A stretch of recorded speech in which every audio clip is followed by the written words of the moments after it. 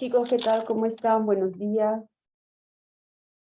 Entonces vamos a empezar, ¿sí? Buenos días, les saluda la doctora Wong, soy médico rehabilitador y laboré en la actualidad en el hospital de policía. Bueno, entonces en esta oportunidad vamos a hablar sobre lo que es la rehabilitación neurológica, en especial de aquellos pacientes que son como consecuencia de una lesión central, ¿ok? Entonces, ¿qué podemos decir? Nosotros como especialidad vamos a tener pues la misión de poder rehabilitar a ese paciente luego de que haya ocurrido un evento cerebral, ¿sí? Entonces la rehabilitación va a permitir que los pacientes puedan al final de su tratamiento reincorporarse a su actividad del día a día, pueda realizar sus actividades hasta antes de la lesión, ¿no? Probablemente algún tipo o algún grupo de pacientes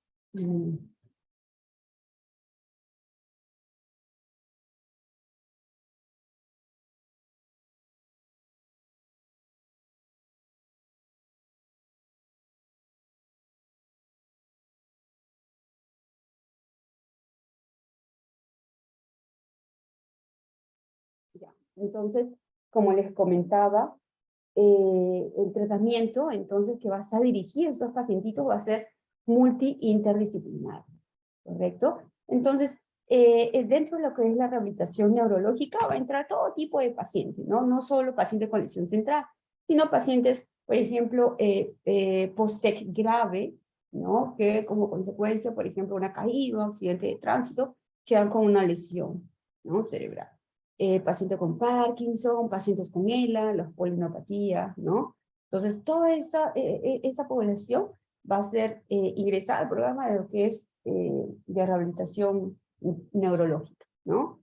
Entonces, vamos a ver que dentro de las lesiones, ¿no? Vamos a tener que la causa hemorrágica va a ser la que genere mayor mortalidad frente a una isquémica, la mitad, el 50%, ¿no?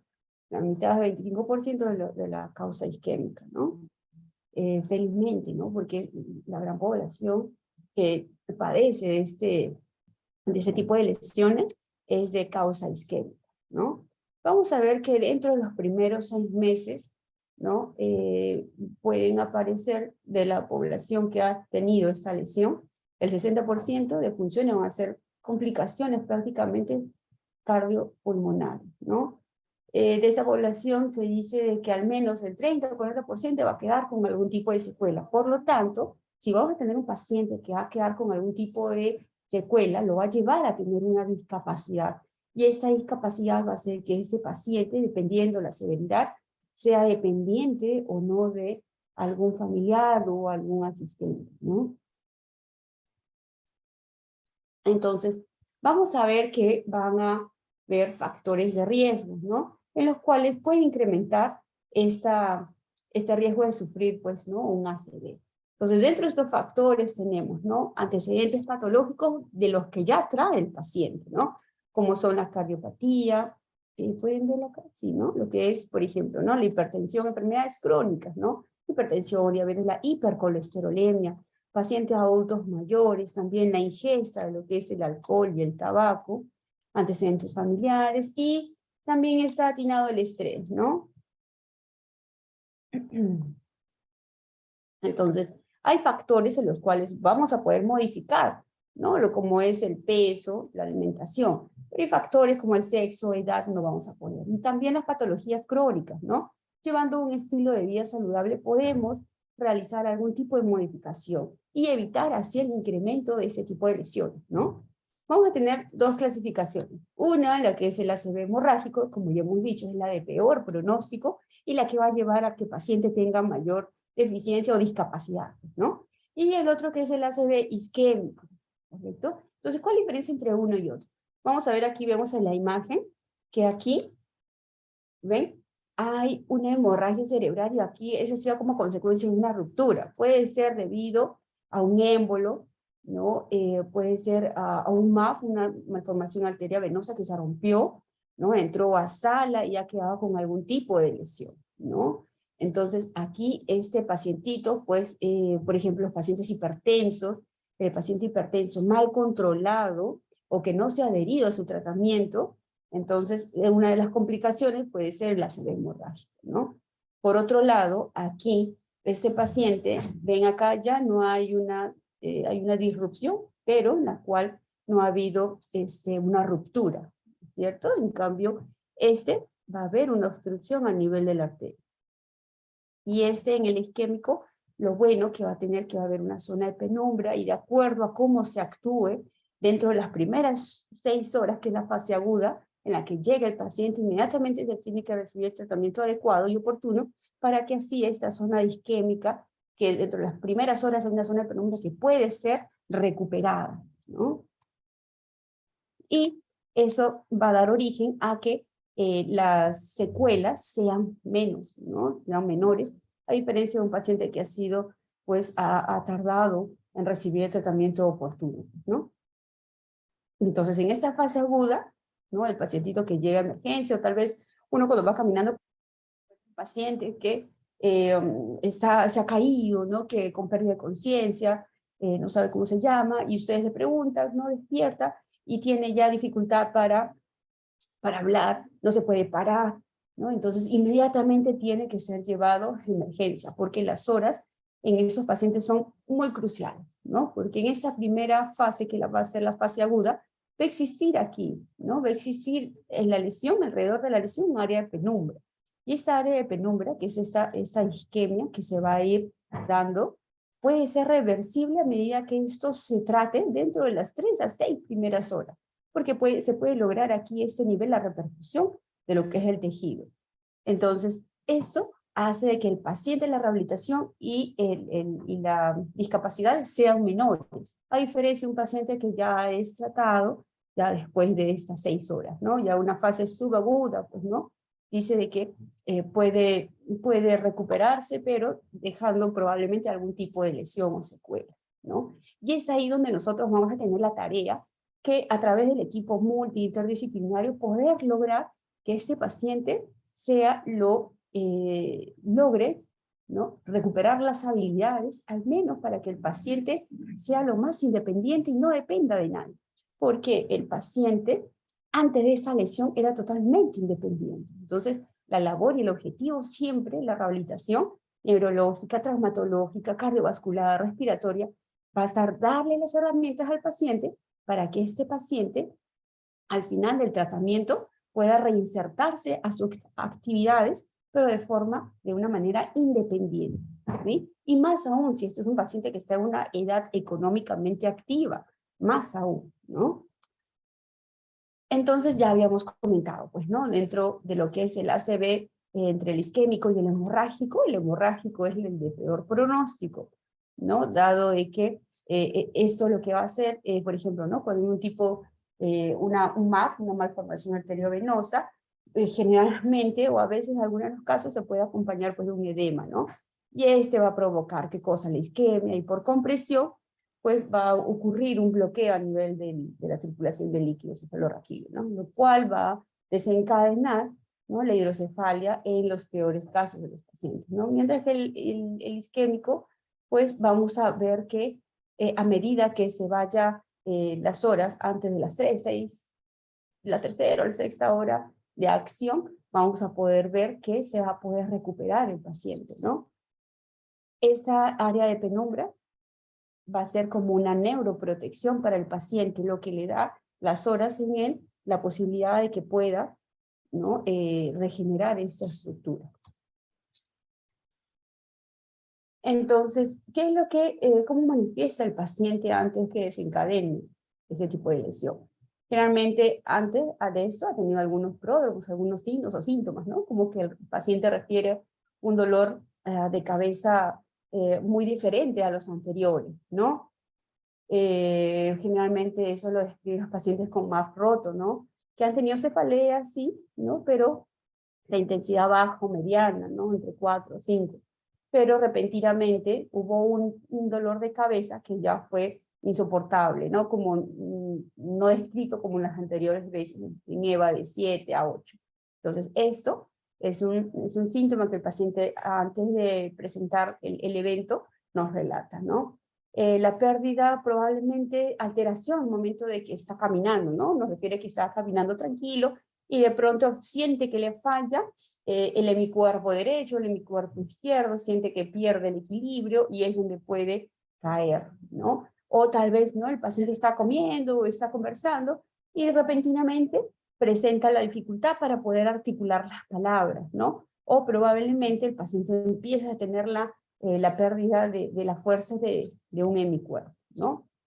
Entonces aquí la importancia de la rehabilitación, ¿no es cierto? Entonces hay estudios, ¿no? Los cuales han revelado ya que la actuación, ¿no? De este equipo multiinterdisciplinario tiene buenos efectos y más aún cuando se hace en el debido tiempo, ¿no? En cuanto al resultado de dejar al paciente reinsertado, ¿no? En su área laboral, en su área social, en el área familiar, en su círculo, antes de que lo más cercano hasta que haya tenido la lesión. Sí, entonces vamos a tener que el enfoque, lo ideal sería realizar el enfoque a nivel preventivo, ¿no es cierto? La atención primaria está dirigida a todo lo que es, ¿qué cosa?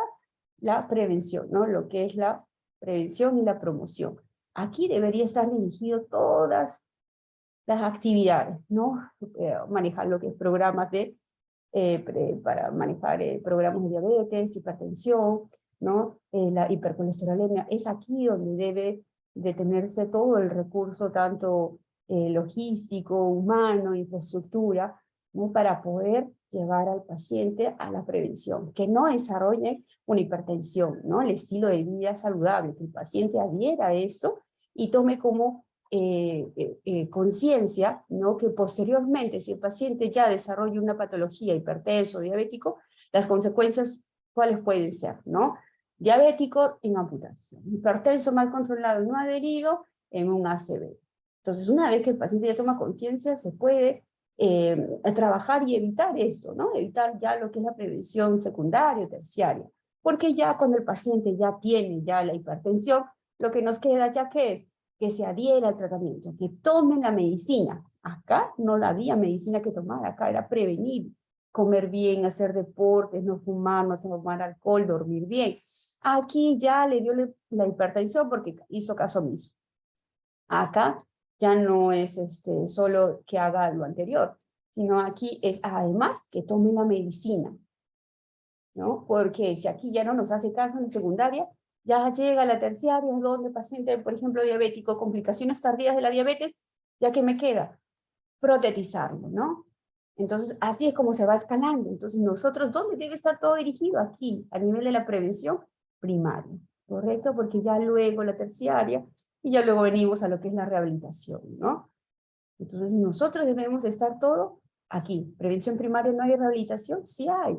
Hay en lo que es RBC, ¿no? Rehabilitación basada en la comunidad, en los cuales le van a dar, ¿no? A la población pautas, ¿no? Pautas que van a estar dirigidas ¿a qué? Si es niño, a mejorar la postura. Si es un adulto mayor, manejo de lo que es las complicaciones que puede tener estos pacientes. Si es un paciente ya con algún tratamiento o alguna patología crónica, el manejo de este paciente, ¿no? Entonces, vamos a tener que cuando ya llega el paciente a el departamento, vamos a tener que valorar cómo ingresa el paciente, ¿no? ¿Cuál es el déficit funcional de este paciente? Luego de la evaluación vamos a tener que hacer una estimación de cuál es su pronóstico, ¿no? Y luego vamos a tener que establecer el plan terapéutico. Podemos tener 10 pacientes con lesión central, pero a todos no le vamos a dar el mismo tratamiento. El tratamiento va a tener que ser individualizado por cada paciente porque todos no van a tener el mismo tipo de lesión. ¿Sí?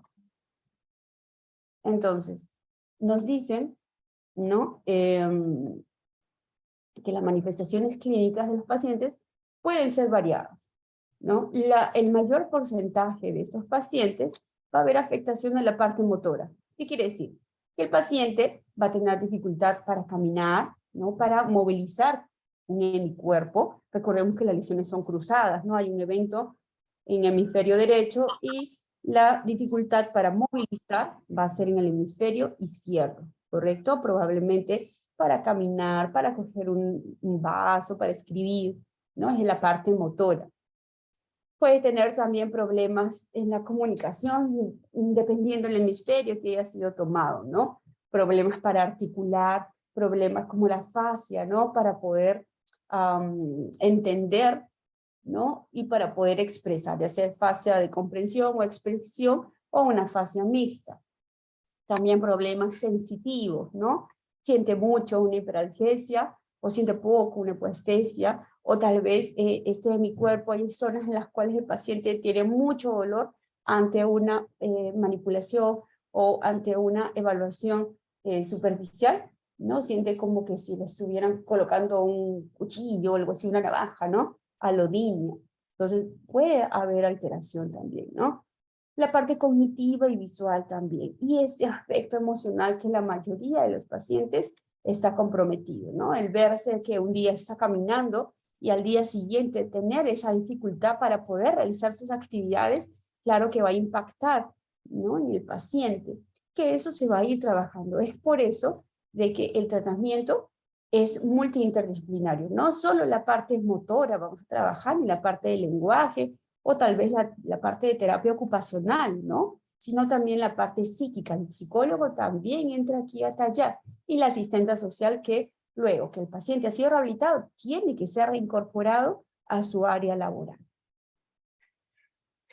Entonces vamos a tener, ¿no? Para el paciente escalas de valoración. Vamos a utilizar diferentes métodos para poder evaluar, ¿no? Si queremos, por ejemplo, evaluar lo que es déficit neurológico, vamos a tener la escala, ¿cuál es la escala National Institute of Health Stroke Scale, ¿no? Vamos a tener también la Canadian Neurological Scale. Entonces, dependiendo qué valoración voy a tener frente a este paciente. Por ejemplo, actividades, quiero saber si el paciente es independiente para comer, para bañarse, para vestirse, ¿no? Eso tendría que ser en la escala a utilizar de habilidades, ¿no? Que sería actividades de la vida diaria, ¿no? Podría usar, ¿cómo se llama? La de Bartel, ¿no? Y generalmente el paciente, luego que se ha valorado de acuerdo a la escala, ¿no? Fuerza muscular, la escala de Daniels, entonces voy a ver este paciente cómo me está ingresando. Y al término de mi ciclo de terapia, porque los pacientes van a recibir por ciclos, ¿no? Viene, lo evalúo, lo clasifico de acuerdo a cómo me está llegando el paciente, ¿no? Ya sea con escala de Brunstone, la parte motora, ¿no? Utilizar fuerza muscular, la escala de Daniels. Entonces, el paciente me llega con tal valoración numérica de acuerdo a la escala, y al término de estas 10 a 12 sesiones, yo tengo que volver a evaluar el paciente. Entonces, voy viendo cuál es la evolución. Probablemente el paciente siga igual, tal vez ha mejorado un poco, o tal vez ha empeorado. Entonces, esas escalas me van a permitir ver la evolución del paciente, ¿sí? Otra escala que voy a valorar para la espasticidad es la de Zancole y la de Ashworth, ¿no? Ashworth es la que utilizamos más.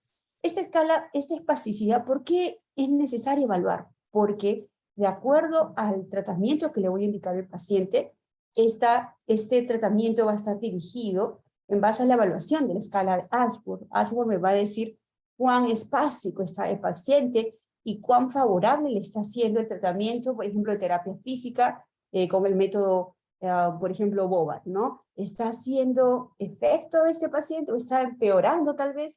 Necesita otra indicación médica, tal vez baclofeno, o no es suficiente con terapia, baclofeno, y necesita otro tratamiento. Tal vez es ahí que nos sirve esta escala de valoración para poder incidir en otro tratamiento que sea favorable por el paciente. ¿Cuál sería? Toxina botulínica tipo A. Ahí me va a mejorar lo que es el tono, el espasmo que está siendo incrementado por el paciente, ¿no?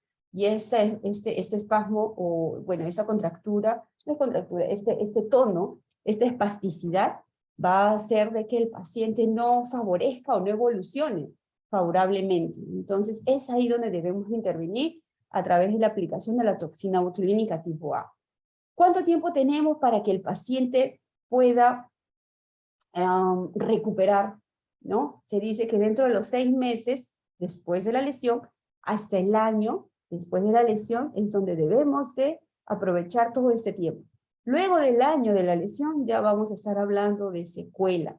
Es por eso que la continuidad y la adherencia al tratamiento es muy imprescindible, ¿no? Porque si no hay adherencia y no hay continuidad en el tratamiento, no vamos a tener buenos resultados, ¿sí? Y probablemente el paciente no evolucione como nosotros hemos pronosticado, ¿no?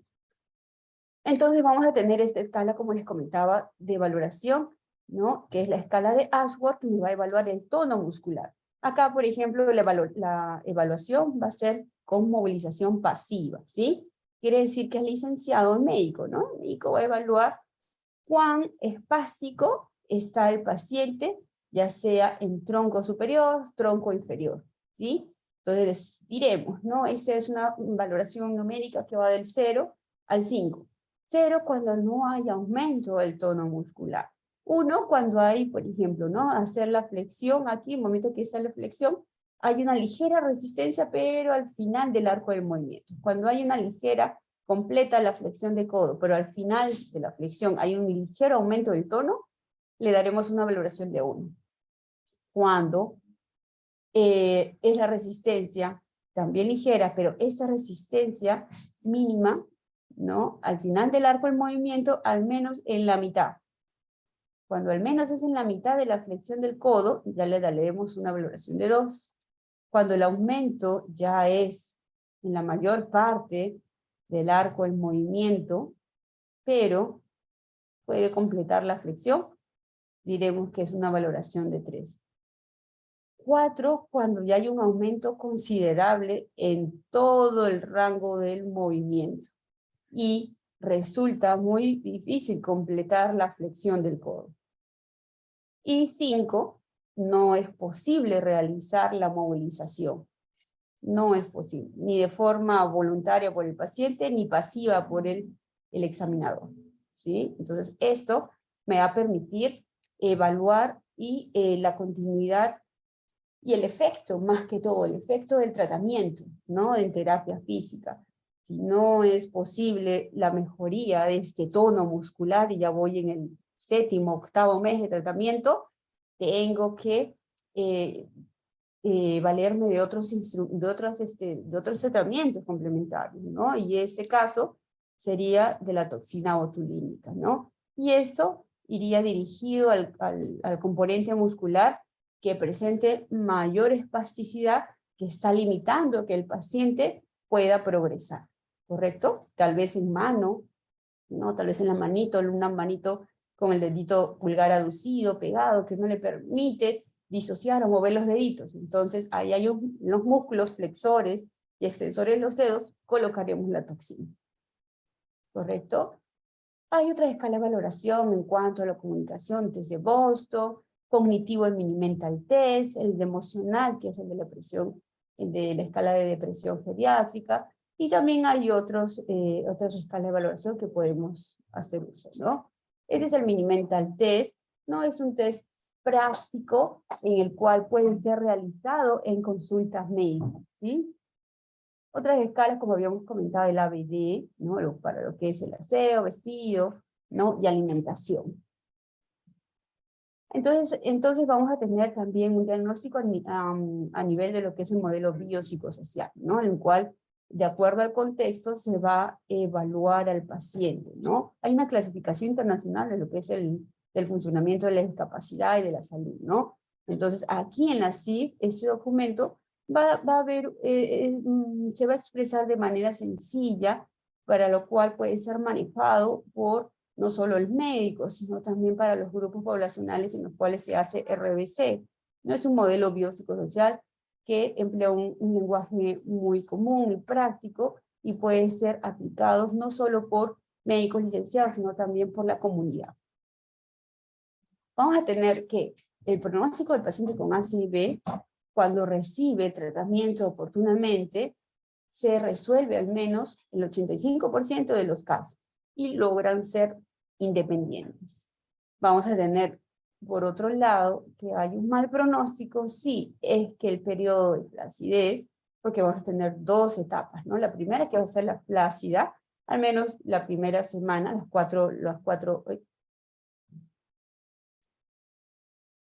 los dos eventos van a ser el primero periodo flácido y el segundo la espasticidad.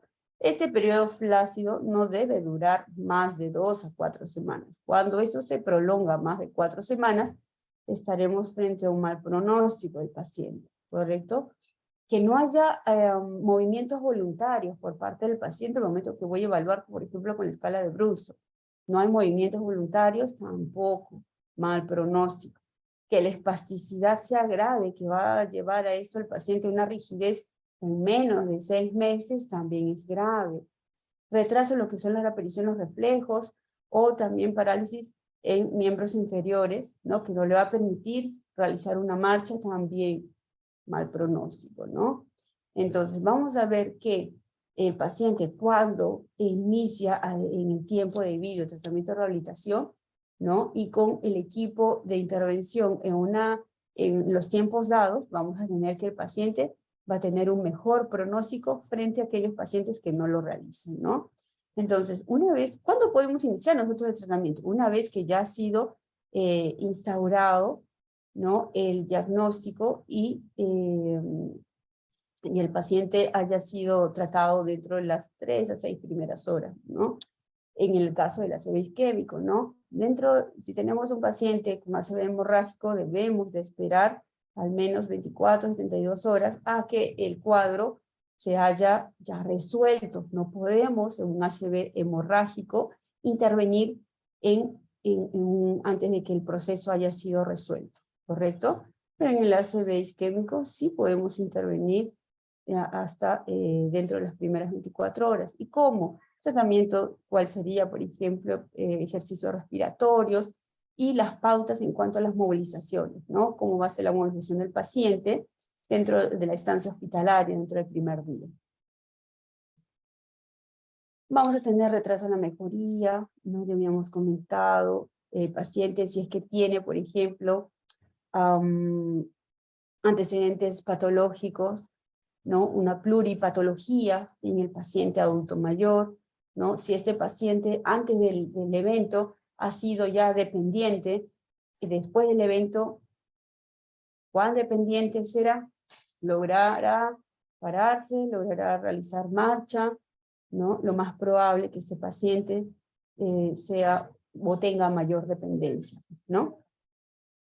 Entonces el objetivo, dentro de lo que es la terapia física, tenemos que definir el problema, ¿no? Desarrollar un programa dirigido al tratamiento del paciente y plantear los objetivos, ¿no?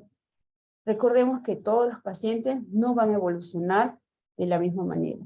Todos los pacientes no vamos a poder dar el mismo tratamiento. El tratamiento tiene que ser individualizado dependiendo qué capacidad residual tiene el paciente.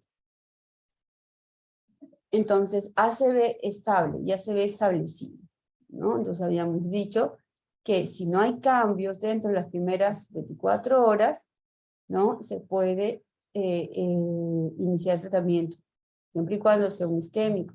Si es un hemorrágico, hay que esperar a que se establezca el diagnóstico, ¿correcto?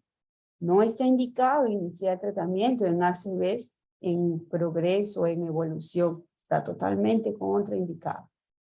Vamos a tener periodos agudo, subagudo y ya el establecido que es el crónico, ¿no? Entonces en el periodo agudo, ¿qué es lo que podemos hacer? Manejar posturas, ¿correcto? Las posturas. Cómo el paciente debe de colocarse cuando está hospitalizado, ¿no? De cúbito lateral, miren la posición, vamos a tener que tener mucho cuidado con el hombro, porque recordemos que el paciente en la primera fase de curso es la flácida, no me va a colaborar en nada. En el momento de que lo movilizan, ¿no? Lo van a traccionar. Hay que tener mucho cuidado con el hombro, porque ya se ha visto en estudios en los cuales el paciente las primeras semanas post-ACV es donde ocurre, ¿no?, el mayor número de casos en los cuales hay lesión en el hombro. Tanto es así que ya hay un capítulo y un diagnóstico en lo que es síndrome de hombro doloroso en el paciente hemipléjico. Y entonces hay que tener mucho cuidado y las pautas deben estar dirigidas al manejo en esta fase del paciente. Cuidar lo que son las posturas del hemicuerpo que está atravesando la fase flácida, ¿correcto? En esta posición, con cojines entre las piernas, cuidando el hombro y cuidando la zona lumbar. Ejercicios respiratorios, si el paciente me colabora en esa primera fase. Pero aquí, indispensable las posturas. Es un paciente que vamos a ver que se va a quedar en una estancia hospitalaria más de 2 o 3 semanas, tiene que indicarse un colchón antiescara, ¿correcto? Para evitar las úlceras por presión, ¿no? Ya en el periodo subagudo es cuando ya está mudando de una fase flácida a una flácida espástica, a una espástica.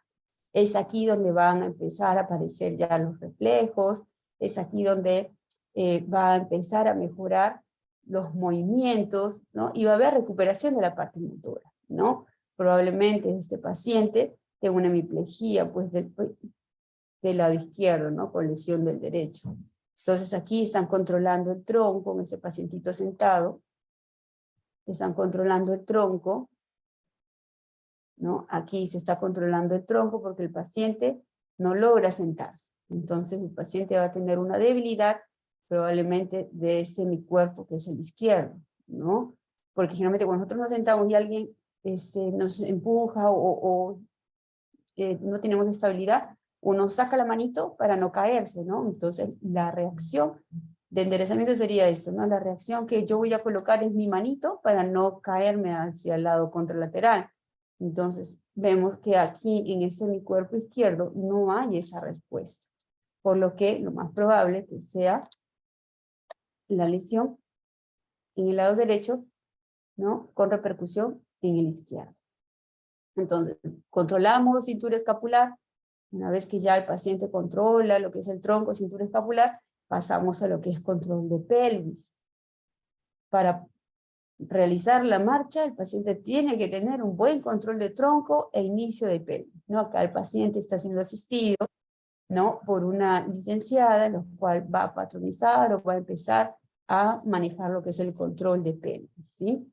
Por otro lado, ya empezamos con las movilizaciones pasivas, seguimos a las activas asistidas, probablemente el paciente maneje un poco los rangos o el movimiento, ¿no?, del hemicuerpo afectado. Entonces, como no va a completar los rangos, el licenciado logra, ¿no?, a través de las técnicas, completar los rangos, ¿no? Acá hay que tener mucho cuidado porque hay algunos pacientes que pueden fracturarse, ¿no? Es tanto la espasticidad que va a verse incrementada que no va a permitir completar el rango articular, por ejemplo, de cadera, rodilla o tobillo.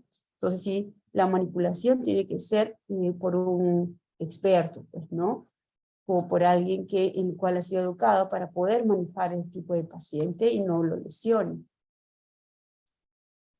Aquí, cuando el paciente ya está manejando lo que es el tronco, la pelvis, empieza ya a presentarse la espasticidad, es aquí donde debemos de hacer la corrección de las deformidades que se puedan presentar, ¿no? Generalmente el paciente con una hemiplegia tiende a la tendencia a hacer el pie equino, ¿no es cierto? Que el pie, el dedito, la puntita del dedito tiende a mirar al piso.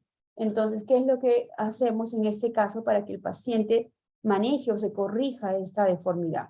Le indicamos un corrector postural, ¿no? Sería un OTP, un ortético, ¿no? Tobillo-pie, en el cual está unido por velcro. Pueden ver acá, este velcro lo que me va a hacer es me va a servir de sostén para que el paciente, el momento de que camine, la puntita de este dedo del pie no roce con el piso. ¿Por qué? Nosotros sabemos que cuando caminamos hacemos el apoyo primero del talón, la planta del pie y luego flexionamos los dedos, ¿no es cierto? Entonces, ese patrón de marcha se tiene que regular en el paciente. Paciente en este lado contralateral que tiene la lesión no va a realizar esta marcha, talón, planta de pie y dedo. ¿Qué es lo que va a hacer? Lo primero que va a hacer, el dedo gordo es el que va a tocar el piso. Para evitar esto, tenemos que colocarle este corrector postural. Corrector es un ortético, no es corrector, es un ortético postural. Entonces, esto va a ir con velcros a este nivel y acá. Y aquí tiene que ir un calzado alto que le permita ingresar a este ortético. Y ahí la marcha ya no va a ser la puntita del...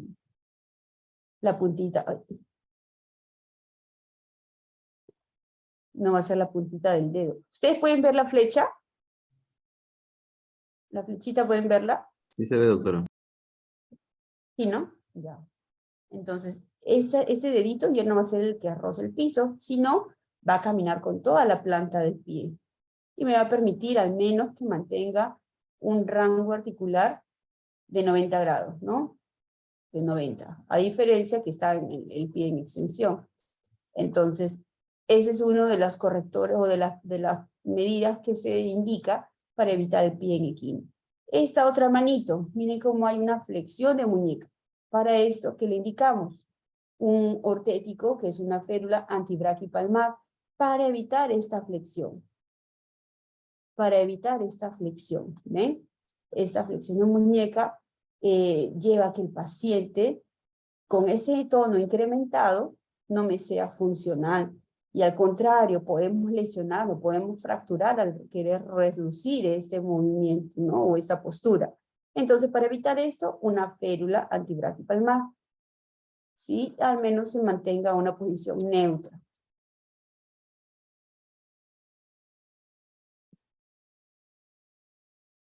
Ya.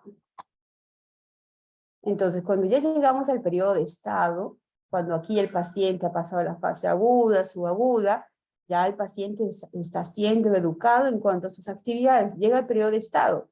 Quiere decir que aquí, por ejemplo, en esa imagen, el paciente ya sabe la rutina de actividades que tiene que realizar. Llega, se recuesta en la tarima y empieza a hacer sus movilizaciones asistidas por él mismo, por el lado contralateral, ¿no? Lo más probable es que tenga una hemiplejía, por ejemplo, derecha, ¿no? Está mejorando. Y él ya con el lado contralateral, con el lado sano, coge a nivel de la muñeca y empieza a hacer las movilizaciones. Lleva este bracito al hombro a completar su flexión de 180.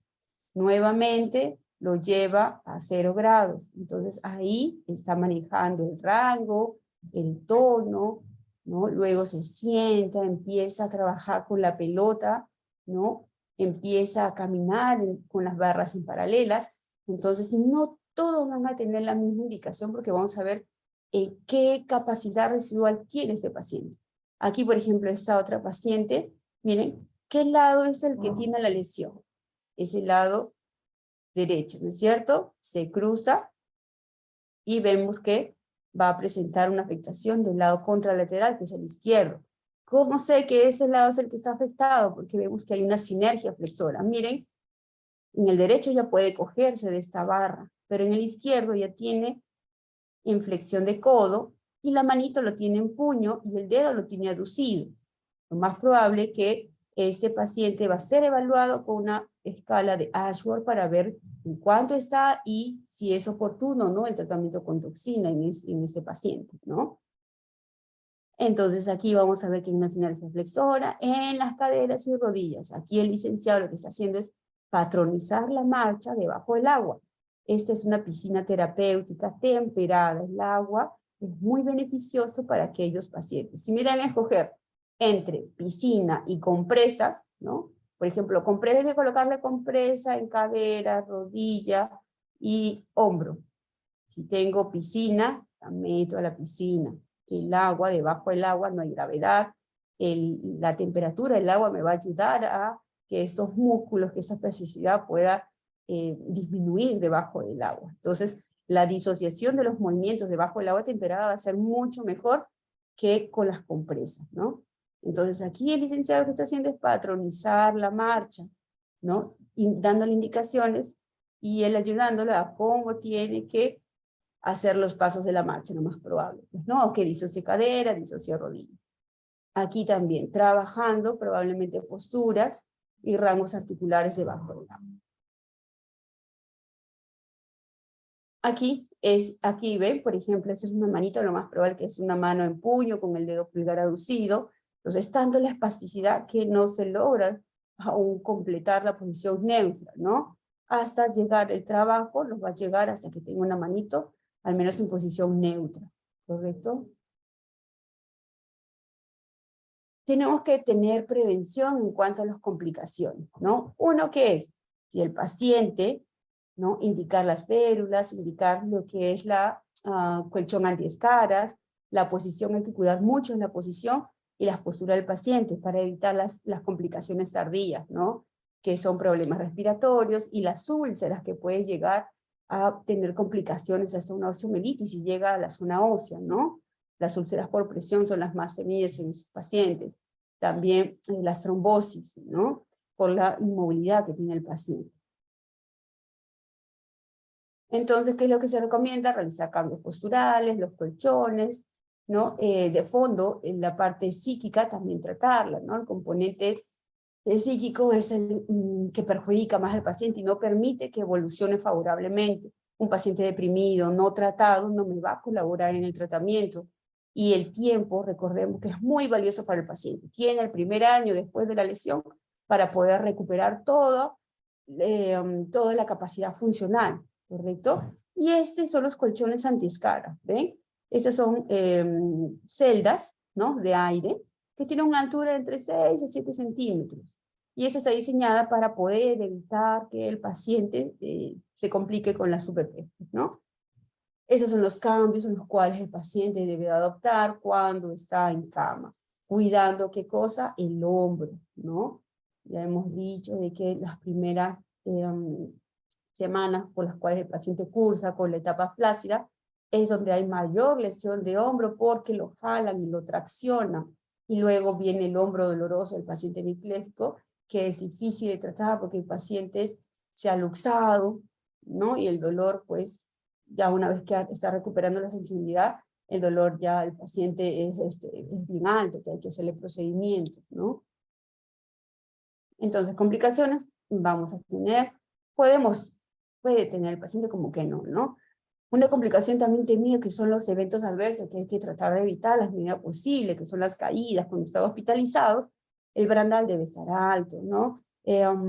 Los timbres, el paciente tiene que tener acceso en el hemicuerpo que maneja, a tener acceso al timbre, ¿no?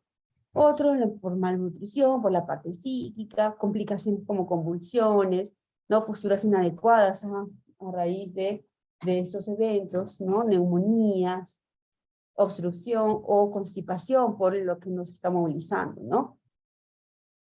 Entonces ya vamos a tener también problemas en los cuales el paciente va a tener para lo que es la masticación o la deglución. También, esto se encarga, por ejemplo, el licenciado de terapia de lenguaje, ¿no? Y si hubiera alguna fase, sea expresión, comprensión, también va a ser manejado por el licenciado de terapia de lenguaje.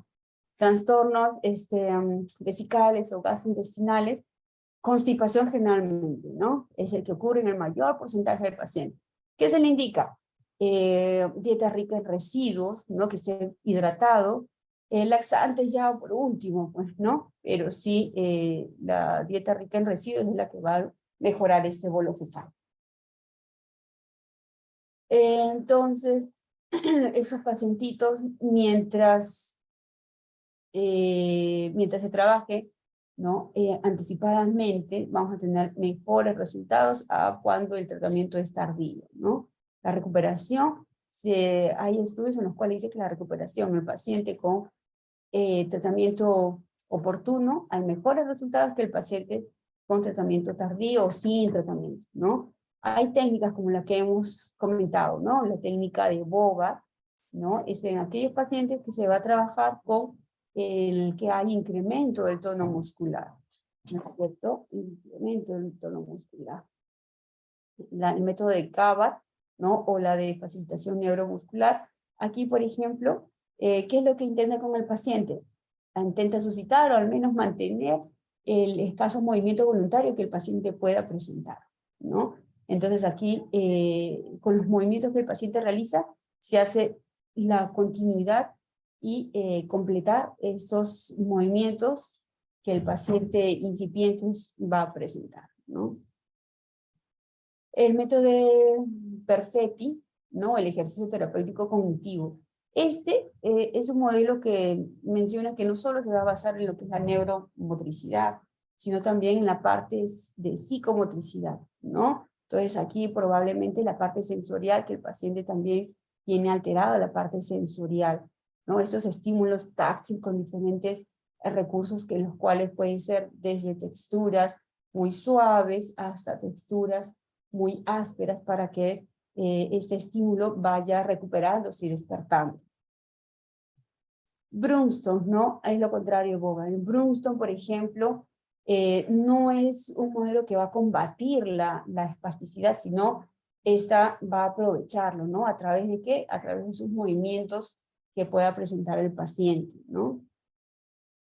Acá el método de Boyka, este de aquí va a facilitar el reflejo del pacientito generalmente en pequeñitos, ¿no? De la arrastre. En pequeños tenemos lesión de los PCI, ¿no? Con parálisis cerebral infantil, muy utilizado. Entonces, el tratamiento ya de ACV estabilizado, entonces, ¿qué podemos decir? Hay un fenómeno que es de plasticidad neuronal, que me dice que con las herramientas que se le brinda al paciente a través del tratamiento de rehabilitación, ¿no? Que es con terapia física, ocupacional, sensorial, lenguaje, psicología, te dice que mientras se trabaje con el paciente en el tiempo oportuno, hay la posibilidad de la recuperación y regeneración de las actividades a las cuales el paciente antes del evento estaban dadas, ¿no? Pero esto tiene que ser en el tiempo adecuado. Si se deja pasar el tiempo, lamentablemente no podemos recuperar las funciones motoras o sensoriales que tenía el paciente. ¿Sí? Entonces aquí, por ejemplo, no están trabajando la parte de postural, ¿no? Frente a un espejo. Siempre se trabaja frente al espejo para que el paciente reconozca su esquema corporal, ¿no? Acá están patronizando la marcha. Aquí estas son barras en paralela, patronizan la marcha del paciente, ¿no? Y siempre están todos alrededor del espejo para que el paciente pueda percibirse, ¿no? Cómo está realizando y él mismo también pueda corregir los pasos, su marcha, si está adecuado o inadecuado. Aquí el trabajo de la espasticidad, ¿no? No podemos permitir tener esos piecitos en los pacientes con ACV o los pacientes con lesión central, ¿no? Eso se tiene que evitar, porque aquí, por ejemplo, ya es una irreductible, hay incremento tanto de la espasticidad que lleva a la flexión, ¿no? Eso se tiene que evitar. El paciente no es que llegue aquí después del segundo o tercer mes, es un paciente que no ha sido tratado, probablemente no hay alguien que le permita realizar al paciente, llevarlo o realizar el tratamiento, ¿no? Oportuno. Acá ya está rígido poco, podemos hacerlo, pero lo más probable es que lo opere. Y en esta manito, sí, podemos dar la posibilidad con el tratamiento de toxina botulínica a nivel de los flexores, ¿no? Para el que el paciente pueda al menos abrir la manito y despegar el pulgar. La parte de la comunicación se va a trabajar lo que son las afasias, las disfagias, ¿no? Las disartrias cuando hay problemas o en lo que es la articulación, o la comprensión o la expresión, ¿no? También las alteraciones somestésicas, ¿no? Entonces aquí el paciente se va a trabajar también, ¿no? Con la terapia del espejo para poder el paciente recordar, ¿no? A través de estas actividades que hace frente a un espejo, qué es lo que es lo normal, que debe hacer el lado contralateral, ¿no? Que probablemente no esté resultando con las terapias físicas, ¿no? ABD, actividades de vida diaria, se va a encargar el terapista ocupacional, que va a permitir que este paciente logre hacer sus actividades del día a día, como es de alimentación, vestido, ¿no? Y higiene.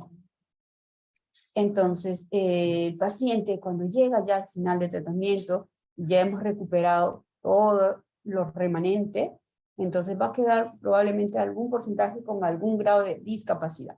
El paciente, a pesar que va a tener una discapacidad, con las adaptaciones que el paciente ha realizado en casa, él probablemente se le ha indicado algún aditamento, bastón o andador o lo que fuere, el paciente ya lo ha tomado como suyo, ya lo ha trabajado en terapia, ya lo ha trabajado en casa. Entonces ya es momento del alta del paciente, cuando el paciente ya vamos a ver una secuela de esa lesión. Y con las adaptaciones que se le ha indicado en las mejoras en casa y en su entorno, es donde el paciente ya puede realizar sus actividades.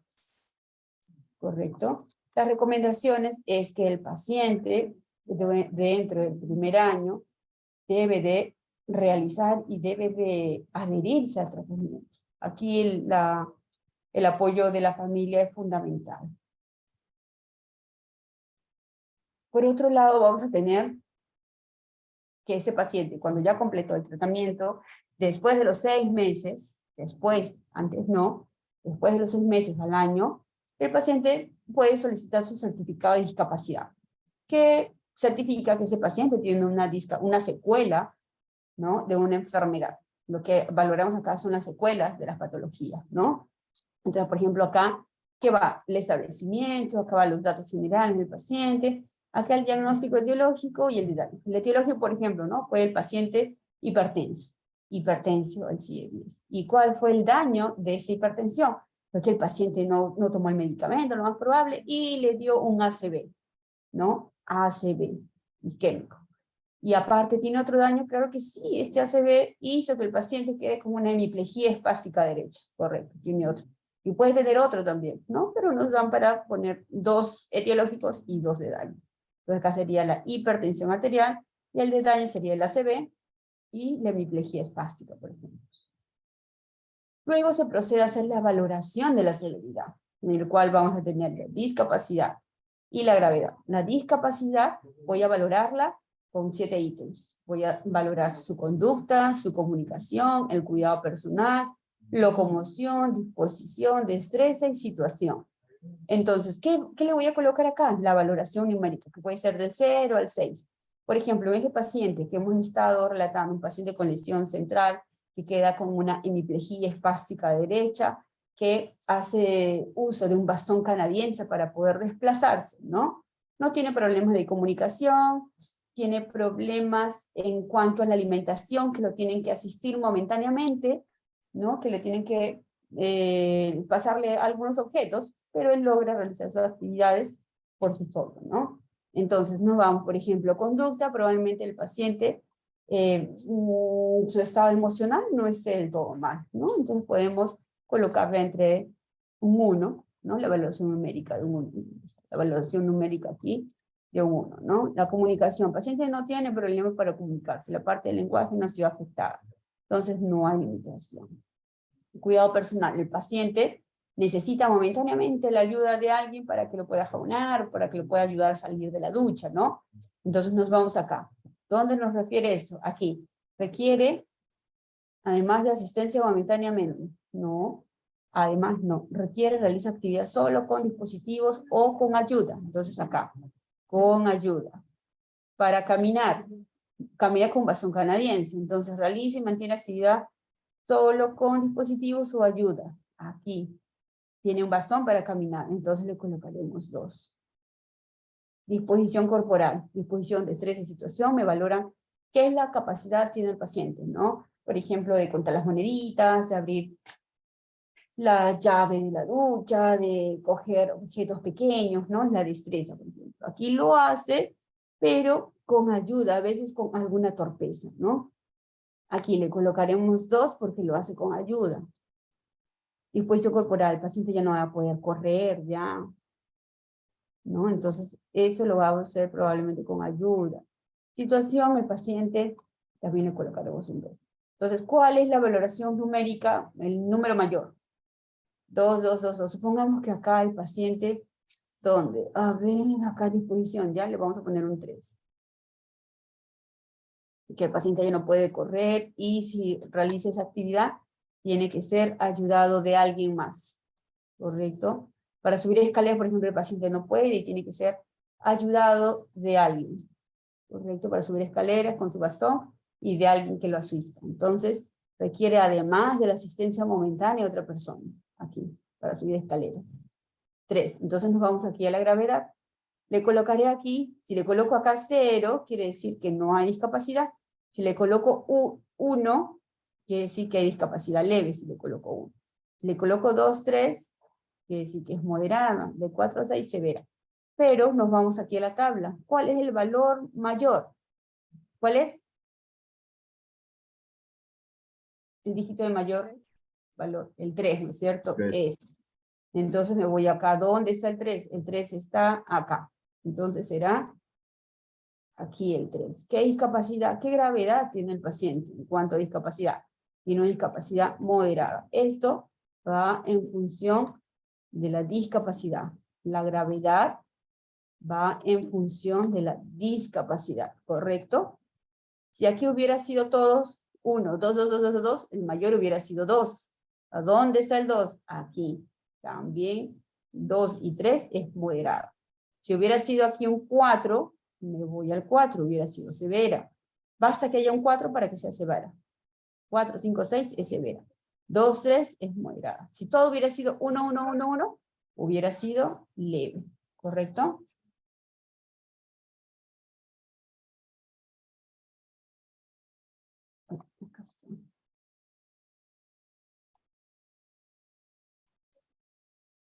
Y aquí vemos si el paciente tiene algún requerimiento de apoyo, ¿no? Para caminar si tiene, entonces le colocamos aquí un check. ¿Dónde está? ¿Dónde está? Para hacer acá, para caminar. Un check acá porque él necesita el apoyo. Y aquí hay otro que se evalúa a través de los baremos, ¿correcto? Acá utilizamos los baremos. Baremos. Utilizamos los baremos para medir la restricción de la participación, ¿ok? Baremos. ¿Sí? Entonces, ¿qué utilizamos para hacer la medición de la restricción de la participación? Los baremos, ¿correcto? A través de los baremos vamos a tener aquí un porcentaje, ¿correcto? Cuando este porcentaje pasa del 33% y es una población vulnerable con escasos recursos económicos, ¿no? Población vulnerable con escasos recursos económicos, 33%, ¿qué le corresponde a esta población? Le corresponde una cuota, le corresponde, de acuerdo a ley, recibir una bonificación. ¿Quién se lo da? Se lo da Contigo Perú. ¿Sí? Es algo de 300, 400 soles, creo, mensual.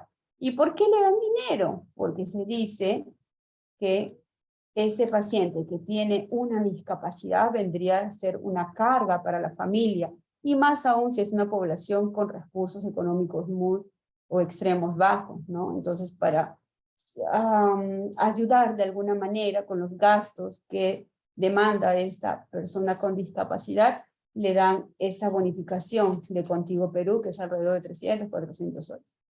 Para que esta población en extrema pobreza reciba esto, debe de pasar, o debe al menos llegar al 33%. Si es población extrema pobreza y tiene un 10%, no le corresponde la bonificación. ¿Correcto? Y eso lo hacemos a través de los baremos. ¿Correcto?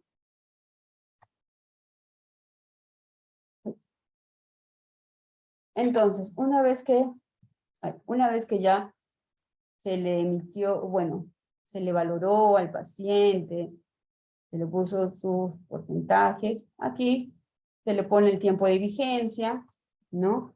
El tiempo de vigencia en meses, en la fecha, la huella del paciente, el médico que ha evaluado, certifica el sello del médico que ha evaluado, el jefe del departamento y el del establecimiento. Posteriormente a este certificado de discapacidad, posteriormente a que se ha realizado el certificado, se le da al paciente y el paciente va ¿a dónde? Va al CONADIS. Y en el CONADIS le van a dar este carnet que registra que es una persona con discapacidad, ¿no? Tiene discapacidad, por ejemplo, nuestro paciente que tenía de conducta, comunicación, ¿no? De conducta, locomoción, de estrés, de situación corporal, ¿no es cierto? Y aquí van los diagnósticos. Y hay carnet amarillo y celeste. Severidad, amarillo para pacientes con gravedad de severo y celeste para pacientes leve y moderado. ¿correcto? Carne amarillo, severo. Carne celeste, leve, moderado. Listo, chicos, esta es la bibliografía. Entonces, eso sería todo por el día de hoy, ¿sí? ¿Comprendido, chicos? ¿Alguna duda, consulta? Gracias, doctora. Todo claro. Todo claro, doctora. Muchas gracias. Listo, chicos, hasta luego. Buenos días. Gracias, doctora. Hasta luego. Gracias, doctora. Gracias. Adiós. Buenos días.